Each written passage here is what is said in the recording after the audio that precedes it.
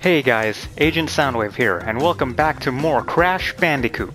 Last time, we completed the levels Heavy Machinery and Cortex Power. Or, if the sign at the entrance was to be believed, Cotex Power. Still think that was weird. This time, we're going to be heading towards the generator room, nabbing ourselves some more gems, and continuing our quest to save Tana. Let's do this! Alright, and here we go. Now then, there is a color gem in this level, meaning you have to break every crate in the level without dying. However, I already have the color gem. I believe it's the orange gem? It doesn't look orange, but I think it's officially called orange. Anyway, I will be trying to break every level, or sorry, every crate in this level. Breaking every level, yes, I will break every level in this game. I'll be trying to break every crate in this level without dying. However, if I somehow die, that's okay. I recorded me getting the gem. Also, this platform, you don't want to stand on it for too long because if you do, it falls. So be wary of that. I'm gonna smash these crates. Why do I always miss that one? In my practice runs of this level, I kept missing that last crate. So weird. See, I'm gonna spin you. Watch out. Those platforms fall very fast, so you want to move fast the moment you land on them. So much for being the level without dying. Oh well. It's a good thing we have a checkpoint. During my practice run, this level, or sorry, not my practice run. Well, I guess it was technically a practice run. When I was getting the gem for this level, it actually took a few tries. This one gave me a little bit of trouble. Jump here. And got a bonus round. Let's see what you've got for us this time, Tana. Oh, okay. Mixing it up a bit, I see. Still no challenge for us, though. Again, Aku Aku crate right off the bat. And let's try to quickly jump from platform to platform. Well, so much for that. My plan was to get through there without getting hit, but oh well. Now break that, and then if you jump high enough, there's a secret life hidden off screen. So, there you go. Let's see here. Watch out for you guys. This part. Okay. So when I said this level was giving me trouble when going for the color gem for this level, this part, I kept dying on it so much. It was actually starting to make me a little angry. I don't know why either. It's not that difficult. I don't know. I kept failing it for some reason. Carefully set you off. Jump over here. Grab some Wumpa Fruit, even though we don't need them. I think we're already back to 99 lives. Yep. Like I said earlier in this playthrough, I highly doubt I'll ever get below 90 lives. Well, again, there is that one level. But we'll see. And jump over you. Jump onto you. Jump back on the platform. Grab these lives that we do not need. And danger, safety first. CEO, Pinstripe Porter Rot. Isn't it Porteroo? Odd. Maybe that's officially his name? Either that or they messed up. Alrighty then. Generator room completed. And let's switch to Coco. Because why not? Now on to the next level, Toxic Waste, and this one also has a color gem, the blue gem, which also, in my opinion, this one's actually pretty easy to get. And now that I said that, the Let's Play curse is probably going to get me, and freaking, I'll probably die in this level like 12 times now because of that. But with that said, the theme for this stage has got to be probably one of my favorite songs in this game. I'll actually be quiet for a while so you guys can hear it. Because I love this theme.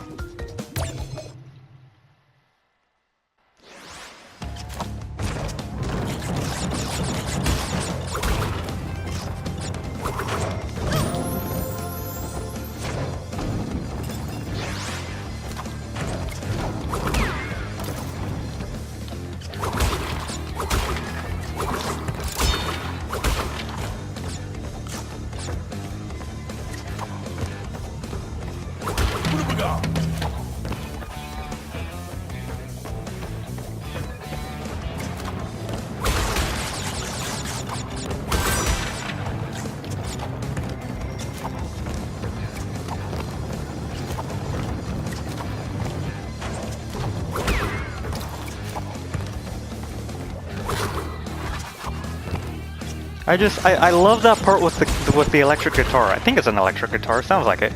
Just, this theme is so good. I love it. Also, yes, I died right off the bat. Let's play Curse Strikes again. Trust me, this one's pretty easy though. Let's see, gonna jump over these radioactive barrels. And something I want to point out that's different from the original game. In the original game, when you spun those guys, it actually sent them flying backwards. Or, you know, flying away from you. Oops, wasn't paying attention to that. In this game, however, they just kind of shrink out of existence. It's very odd. I'm not sure why they changed it. I gotta watch out for you. Another difference from the original game and the remake is, see those marks on the ground right there? They tell you where the bouncing barrels are gonna fall. See? Those marks were not there in the original game. Meaning, you pretty much had to guess, maybe a mixture of guessing and getting lucky when it comes to dodging these things. And because of that, I would actually say the color gem in this level is actually a little difficult in the original game. Also, in the original game, the crate that was right here was a checkpoint, not a Tana crate. Yet another difference. Got a bonus round. Yes, got that iron crate to cancel out my jump just as I wanted it to. And that was a very short bonus round. And we already have all the crates in this level. Wow, that was fast. Gonna watch out for you, and you, and you.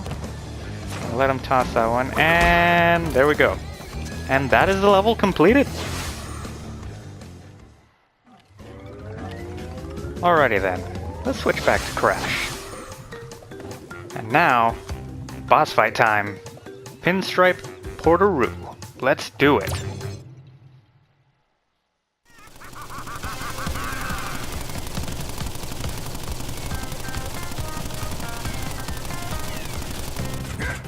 Alrighty then, so his thing is that he has a Tommy gun, Shay. I'm so sorry. But he has a Tommy gun and he's basically just gonna spray it all over the place. All you need to do, as you can see, is just, while he stops to reload, spin him.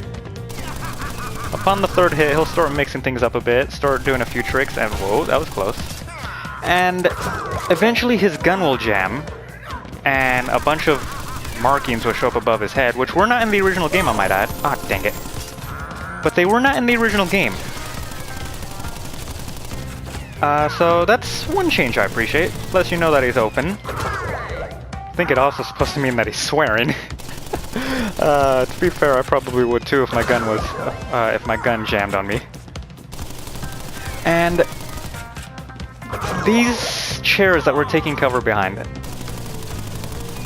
I have a bit of a weird history with these things. So, to be safe from his weapon, you know, firing, not really sure how to say it, sorry, stumbling my words again. But anyway, it has happened to me several times. Yeah, that was a mistake. It has happened to me several times where I'm hiding behind here, taking cover, and yet he still somehow manages to hit me. It has only happened to me once in the remaster, but in the original game, it happens to me quite a few times, and so I wonder, for those of you who have played the original game, has that happened to you? Like, is it just me that the hit detection is behind these things is weird, or has it happened to you too? Just wondering. Anyway, this gun's gonna jam, gonna spin him, and I'm actually gonna move to the right side this time. That's what I would recommend. It's gonna do some flips on us. This gun's gonna jam, gonna spin him, gonna hide behind this one again. Crash looks terrified, poor guy, and he is done. He sprays his weapon all over the place. The reactor in the background gets caught in the crossfire and shuts down. And we will actually see what the consequences of that are later on. And by later on, I mean during the final boss fight. Alright, Pinstripe is down, just like every boss who came before him. And normally, I would end things here, because I like to end my videos after a boss fight. However, let's mix things up a bit this time and do one more level besides. This next level, I have been dreading since the beginning of this Let's Play. The High Road. Oh boy. Here we go. Alright, and here we go. I'm gonna save these 2 lives right off the bat because I know I'm gonna die in this level. Thank God there's no color gem here. Now then, these 2 Wumpa Fruit. They hint towards some more invisible platforms. What you want to do is jump towards these and just keep doing that until you find 4 hidden crates back here. Fun fact too, there were no Wumpa Fruit hinting towards this in the original game. I mean, like, the first 2 were here, but the Wumpa Fruit after that, not in the original game. Meaning you had to take a leap of faith. So yeah, yet another change the remake made, which I am very appreciative of. Jump over you, and here's what makes this level so difficult. So unlike the last bridge level, well, the last bridge level started doing this towards the end. This level likes you to go from part of the bridge to part of the bridge by jumping, I knew it, from jumping from turtle to turtle. That is not easy in the remake because of how the physics have changed things. In the original game, you got quite a bit of distance out of your jumps. I didn't mean to grab that. When jumping off of enemies. However, because of, I mentioned this before too, because of how the physics changed things in the remake, that is easier said than done. You still get some decent distance, but not nearly as much as you did in the original game. And because of that, it has made this level significantly harder than it was in the original PS1 game. And because of that, I may actually take advantage of a certain little exploit. Well, I didn't mean to do that. I didn't commit to the jump, dang it. Anyway, because of how difficult this level is, I may decide to take it. I'm actually going to spin you. I may decide to take advantage of a certain little exploit which involves walking on the ropes. Ah, dang it. Actually, no, I don't want to. I'll show it off because I didn't end the last level and I meant to. But, yeah, actually, I don't think I will do it because I can beat this level without doing it. I just have an easier time when I do it. Let's try to do it here, actually. Let's see, what you want to do... no, you gotta be careful when doing this. I like to just jump from here. No. Okay. That didn't go as I planned. Let's try that again. There we go. And carefully, you can slip off of the rope, so it's not a foolproof strategy. But that's basically how it works. I don't think I'm gonna use that though. Okay, well now I kinda have to because I didn't mean to spin him. It was just kind of an instinct. Careful, I'm gonna slip off. I see that game.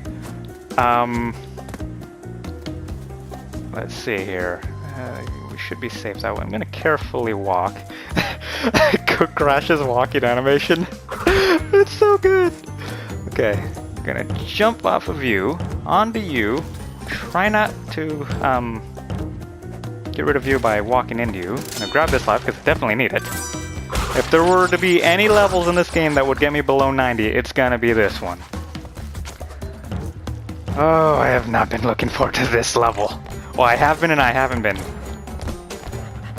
Unlike the last two, dang it.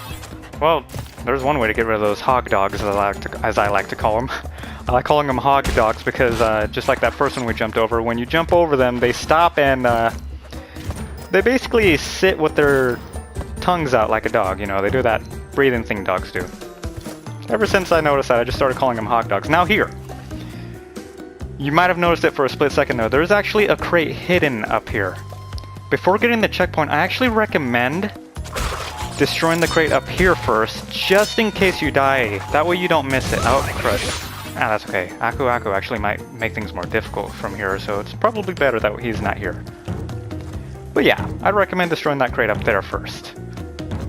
That and I tend to forget about that crate a lot too, which is why I decided I'll just destroy it first before getting the checkpoint. And got our third Tana token. Let's see what the bonus round has this time. Let's see here. Smash you, jump over here. Oh, this one! Okay, so this one is actually a little tricky. I'm gonna smash all these crates up here. Wait for it, then what we want to do is go as far as we can, then go back. Smash each one of these. Man, we're getting a lot of Wumpa fruit. And boom. That's the bonus round completed. And fortunately, upon the completion of a bonus round, it acts as a checkpoint, so if I die here, we don't have to worry about going through all that stuff prior to the bonus round. Thank God. Gonna jump off of you guys. Something I recommend for when jumping off the turtles, I recommend you jump right off of, wait, what? Oh, I slipped between, okay. Anyway, I recommend jumping, I don't want to say this, but I recommend you, forgive me for this, I recommend you jump off of their dick, so that way you could get as much distance out of your jump as possible. Because if you jump off of their stomach, or I guess where their head would be, you might make it, but the chances of slipping off a ledge are a lot more likely, so be careful of that. And I think we still have the gem. It's not showing up in our inventory, but I think we still have it. But with that said, the level I have been dreading most since the beginning of this playthrough is over. And it didn't give me as much trouble as I was expecting. Phew.